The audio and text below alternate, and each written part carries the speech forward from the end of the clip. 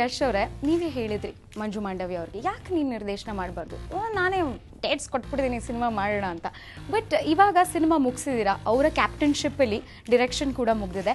But ಮಂಜು ಅವರಲ್ಲಿ ಇಷ್ಟು ದಿನ ನೀವು ಶೂಟ್ ಮಾಡಿದಿರಲ್ಲ ಅವ್ರ ಜೊತೆ, ಅವರಲ್ಲಿ ಇಷ್ಟವಾದ ಕ್ವಾಲಿಟಿ ಅಂದರೆ of course is a good director ಅಂತ ಪ್ರೂವ್ ಆಗುತ್ತೆ ಆಲ್ಮೋಸ್ಟ್.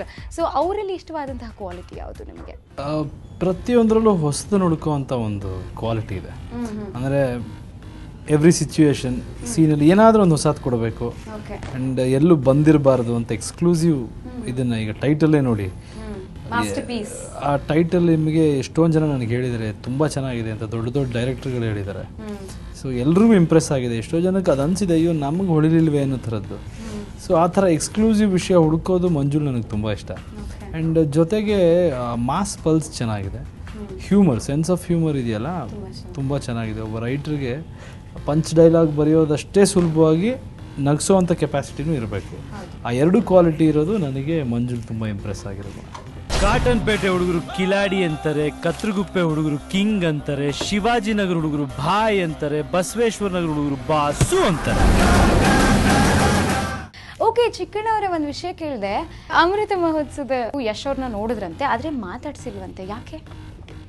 ಅದು ಅವ್ನು ನೋಡಿ ಮಾತಾಡ್ಸಿದ ಅನ್ನೋದಲ್ಲ, ಅವ್ನ ಪಾಪ ನಾವು ಮಾತಾಡ್ಸೋ ರೇಂಜಲ್ಲಿ ಹೋದ್ರೆ ಹತ್ರಕ್ಕೆ ಯಾರು ಬಿಡ್ತಿದ್ರಲ್ಲಿ, ನಮಗೆ ಮಾತಾಡ್ಸೋಕ್ಕೆ ಇಷ್ಟ ಆಯಿತು. ಸೊ ನಾವು ಅವಾಗ ಏನು ಮಾಡಿರಲಿಲ್ಲ, ಟಿ ವಿ ಶೋಸು ಅದು ಇದು ಮತ್ತು ಈ ಕಾಮಿಡಿ ಸ್ಕಿಟ್ಗಳು ಅದು ಮಾಡ್ಕೊಂಡಿದ್ವಿ. ನಮ್ಗೆ ಇಷ್ಟ ಹೀರೋಗಳನ್ನ ಮಾತಾಡ್ಸೋಕ್ಕೆ ಇಷ್ಟ ಇರಲ್ವಾ, ಯಾರು ಬಿಡ್ತಿರ್ಲಿಲ್ಲಲ್ಲ ಹತ್ರಕ್ಕೆ, ಹಂಗೆ ಹೋದ್ರೆ ಹೋಗಿ ಸೈಡ್ಗೆ ಅಂತಿರೋರು.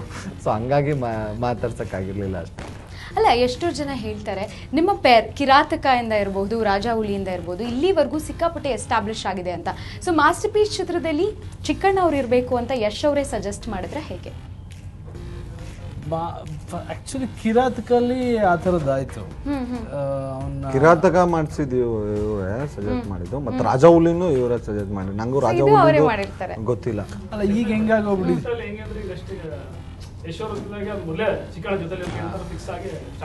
ಈಗ ಒಂದು ಬ್ರ್ಯಾಂಡ್ ಕ್ರಿಯೇಟ್ ಆಯಿತು ನನ್ನ ಜೊತೆ ಅವ್ನು ಮಾಡಿದಾಗ ಅದೊಂದು ಬೇರೆ ಥರದ್ದು ಫೀಲು. ಸೊ ಅವ್ನಿಗೆ ಇವತ್ತವರೆಗೂ ಏನಾಗಿದೆ ಅಂದರೆ, ಎಲ್ಲೇ ಹೋದರೂ ನಮ್ಮ ಜೊತೆ ಆ ಕ್ಯಾರೆಕ್ಟರ್ಗಳಿದೆಯಲ್ಲ ಅವನಿಗೆ ಮಾಡಿರೋದು ಅದು ತುಂಬ ಇಷ್ಟಪಡ್ತಾರೆ ಜನ. ಆ್ಯಂಡ್ ಕಿರಾತಕ ಮಾಡಿದಾಗಲೂ ಅಷ್ಟೇ, ಅದರಲ್ಲೊಂದು ಲೋಕಲ್ ಫ್ಲೇವರ್ ಇತ್ತು, ಮಂಡ್ಯ ಇದು ಅಂಟಮಾನ್, ಅದು ಕಂಟಿನ್ಯೂ ಆಯಿತು.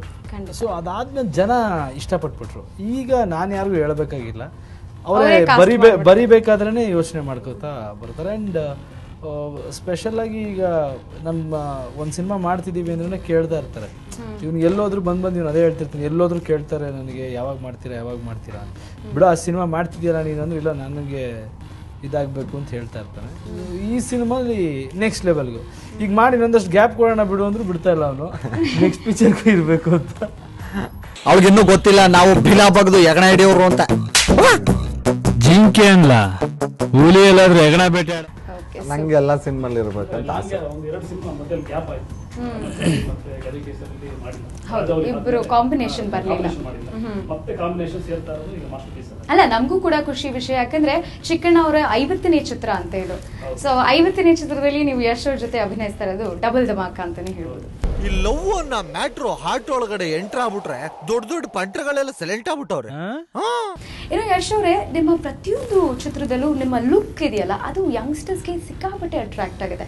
ಅಲ್ಲ, ಅಫ್ಕೋರ್ಸ್ ನೀವು ಡ್ರೆಸ್ ಮಾಡ್ಕೋತಿರಲ್ಲ, ಅದು ಈ ಮಾಸ್ ಜನಕ್ಕೆ ಮಾತ್ರ ಅಪೀಲ್ ಆಗೋದಿಲ್ಲ. ಕಾಲೇಜ್ ಹುಡುಗರು ಕೂಡ ಎಲ್ಲೋ ಒಂದು ಕಡೆ, ನಾನು ಎಷ್ಟು ಥರ ಶರ್ಟ್ ಹಾಕೋಬೇಕಪ್ಪ, ಆ ಥರ ರೆಡಿ ಆಗಬೇಕಲ್ಲ ಅನ್ಸುತ್ತೆ. ಬಟ್ ಮಾಸ್ಟರ್ ಪೀಸಲ್ಲಿ ನಾವು ಪೋಸ್ಟರ್ಸಲ್ಲಿ ನೋಡಿದಾಗ ಚೆನ್ನಾಗಿದ್ದೀರಾ, ಬಟ್ ಆ ಥರ ಭಗತ್ ಸಿಂಗ್ ಥರ ಎಲ್ಲ ಲುಕ್ ಮಾಡ್ಕೊಳಕ್ಕಾಗಲ್ಲ. ಈ ಚಿತ್ರದಲ್ಲಿ ನಿಮ್ಮ ಲುಕ್ ಬಗ್ಗೆ ಏನು ಹೇಳ್ತೀರಾ? ಸಾಂಗ್ಸ್ ಅಲ್ಲಿದೆ, ಸಿನಿಮಾಲಿ ತುಂಬ ರಿಯಲಿಸ್ಟಿಕ್ ಕ್ಯಾರೆಕ್ಟರ್, ಯೋಗಿ ಡಿಸೈನ್ ಮಾಡಿರೋದು ಕಂಪ್ಲೀಟ್, ತುಂಬ ಚೆನ್ನಾಗಿ ಮಾಡಿದ್ದಾರೆ. ಆ್ಯಂಡ್ ಸಾಂಗ್ಸಲ್ಲಿ ನಿಮಗೆ ಆ ಥರದ್ದು ಎಕ್ಸ್ಕ್ಲೂಸಿವ್ ಇದಿರುತ್ತೆ, ನೋಡಿದಾಗ ತುಂಬ ಖುಷಿ ಆಗುತ್ತಿರೋದು. ಸಿನಿಮಾ ತುಂಬ ರಿಯಲಿಸ್ಟಿಕ್ ಆಗಿರೋದ್ರಿಂದ ಸ್ವಲ್ಪ ರಿಯಲಿಸ್ಟಿಕ್ ಆಗಿ ಫಾಲೋ ಮಾಡಿದ್ದೀವಿ.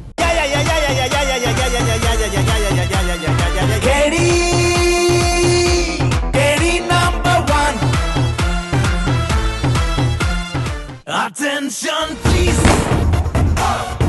Banda masterpiece, Teddy number one. Attention please, Banda masterpiece. Okay, ಇನ್ನು ಸಾಂಗ್ಸ್ ಬಗ್ಗೆ ಹೇಳ್ತಾ ಇದ್ದೀರಾ. ಯಶ್ ಹಾಗೆ ಹರಿಕೃಷ್ಣ ಅವರ ಸಾರಥ್ಯದಲ್ಲಿ ಸೂಪರ್ ಹಿಟ್ ಚಿತ್ರಗಳು ಬಂದ್ಬಿಟ್ಟಿದೆ ಆ್ಯಂಡ್ ಸೂಪರ್ ಸಾಂಗ್ಸ್ ಕೊಟ್ಬಿಟ್ಟಿದ್ದೀರಾ. ಈಗ ಮತ್ತೆ ಒಂದಾಗಿದ್ದೀರಾ, ಹೇಗನ್ಸುತ್ತೆ? ಮಾಸ್ಟರ್ ಪೀಸ್ ಚಿತ್ರಕ್ಕೂ ಹರಿಕೃಷ್ಣ ಅವರೇ ಸಂಗೀತ ಕೊಟ್ಟಿದ್ದಾರೆ. ಇಲ್ಲ, ಅದು ಹಂಗೇನೆ, ಒಂದು ಟೀಮ್ ಅಂತ ಆದಾಗ ತುಂಬ ಎಕ್ಸ್ಕ್ಲೂಸಿವ್ ಆಗಿ ಕೆಲಸ ಮಾಡ್ತಿರ್ತಾರೆ ಎಲ್ಲರೂ. ಅಂಡ್ ಅವ್ರಿಗೆಲ್ರಿಗೂ ಗೊತ್ತಿರುತ್ತೆ ಏನು ಪ್ರೇಕ್ಷಕ ಎಕ್ಸ್ಪೆಕ್ಟ್ ಮಾಡ್ತಿದ್ದಾನೆ. ಆ್ಯಂಡ್ ಎವ್ರಿ ಸಿನಿಮಾ ರೆಸ್ಪಾನ್ಸ್ ನೋಡಿ ನೋಡಿ ಅವರಲ್ಲೂ ಒಂದು ಹೊಸ ಇದು ಬೆಳೀತಾ ಇರುತ್ತೆ, ಎಕ್ಸ್ಪೆಕ್ಟೇಷನ್ನು ಏನಿದೆ ಅನ್ನೋದು.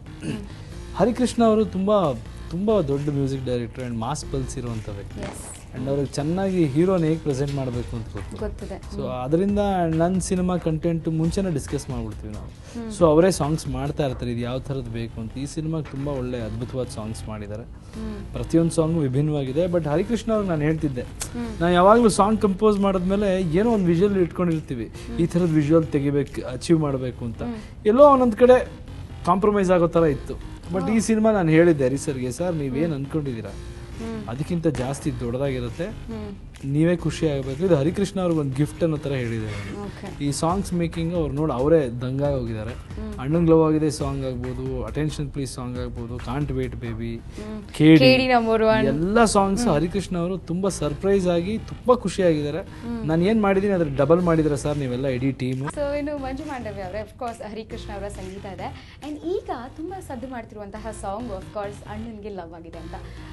ಐ ಥಿಂಕ್ ಸ್ಯಾಂಡ್ಲ್ವುಡಲ್ಲೇ ಫಾರ್ ದ ಫಸ್ಟ್ ಟೈಮ್ ಸಹಸ್ರಾರು ಕಲಾವಿದರನ್ನು ಇಟ್ಕೊಂಡು ಒಂದು ಬಸ್ ಡಿಪೋ ಅಲ್ಲಿ ಮಾಸ್ಟರ್ ಪೀಸ್ ಆದಂತಹ ಯಶ್ ಅವರು ಮುರಳಿ ಮಾಸ್ಟರ್ ಕೊರಿಯೋಗ್ರಫಿಲಿ ಅಷ್ಟು ಚೆನ್ನಾಗಿ ಸ್ಟೆಪ್ ಹಾಕಿದ್ದಾರೆ.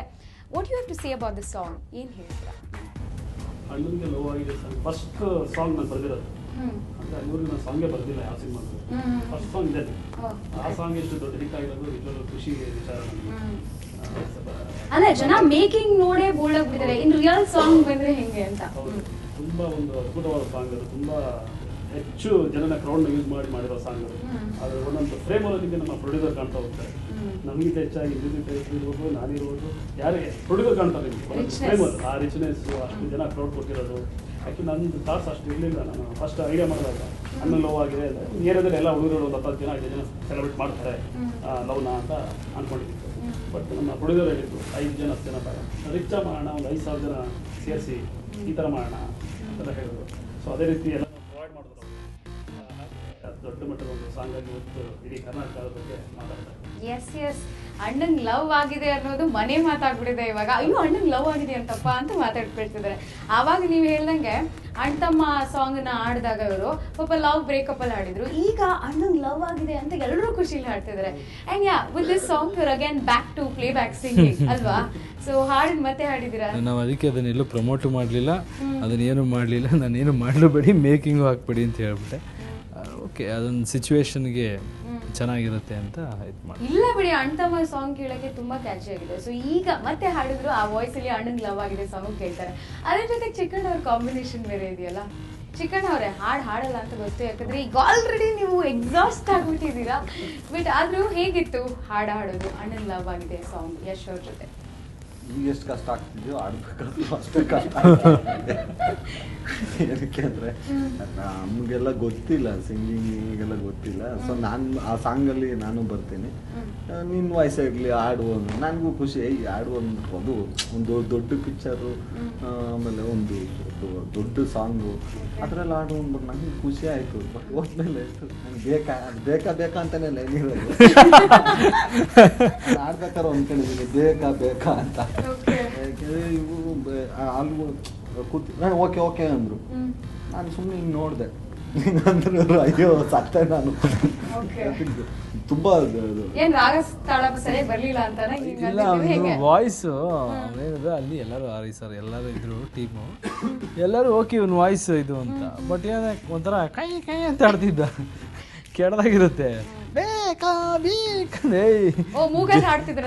ಹೈ ಪಿಚ್ ಹೋಗ್ಬೇಕಲ್ಲ. ಜನ ಕಲ್ಲು ಹೊಡಿತಾರೆ, ಮೊದಲೇ ನಾವು ಸಿಂಗರ್ಸ್ ಅಲ್ಲ, ಅದ್ರ ಮೇಲೆ ಇನ್ನೂ ಇದಾಗುತ್ತೆ ಅಂದ್ಬಿಟ್ಟು ರೀಟೇಕ್ ಮಾಡಿಸಿ ಅವನು ಸುಸ್ತಾಗಿ ಹೋದ. ಬಟ್ ಫೈನಲ್ ಔಟ್ಪುಟ್ ಚೆನ್ನಾಗಿ ಬಂದಿದೆ.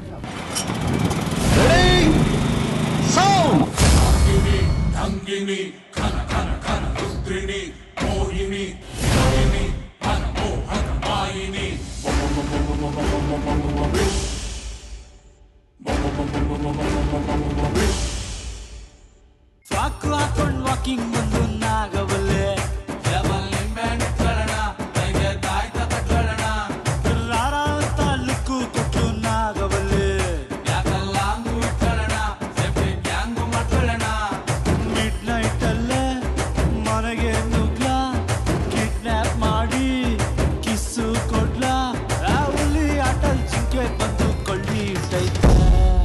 ನಂಗೆ ನೋವಾಗಿದೆ.